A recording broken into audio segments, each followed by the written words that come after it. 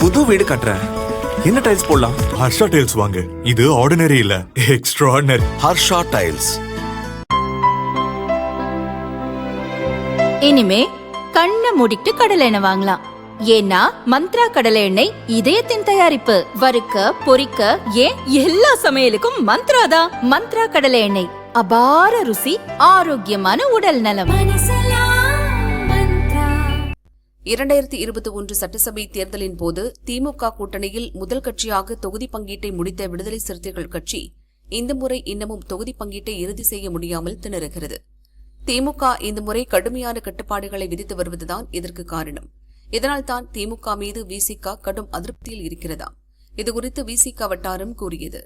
தொகுதி பங்கீடு குறித்து விசிக தலைவர் திருமாவளவனுடன் திமுக மூத்த அமைச்சர்கள் ஏற்கனவே பேசியுள்ளனர். விசிக தரப்பில் எங்கள் கட்சிக்கு 2 எம்பிக்கள் 4 எம்எல்ஏக்கள் உள்ளனர். இந்த தேர்தலில் 8 தொகுதிகள் ஒதுக்க வேண்டும் என்று வலியுறுத்தப்பட்டது. அதற்கு கூட்டணியில் ஆரம்பம் முதல் நம்பிக்கைக்கு உரியவராக இருக்கிறீர்கள். கூட்டணியில் அதிக கட்சிகள் இணைந்துள்ளன. அவர்களுக்கும் தொகுதிகளை ஒதுக்க வேண்டும்.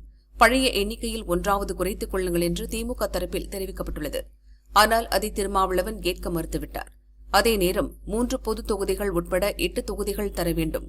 ஒரு தொகுதியை மதுரை உள்ளிட்ட தென் மாவட்டங்களில் தர வேண்டும் என்று விசிக கரார் காட்டியது.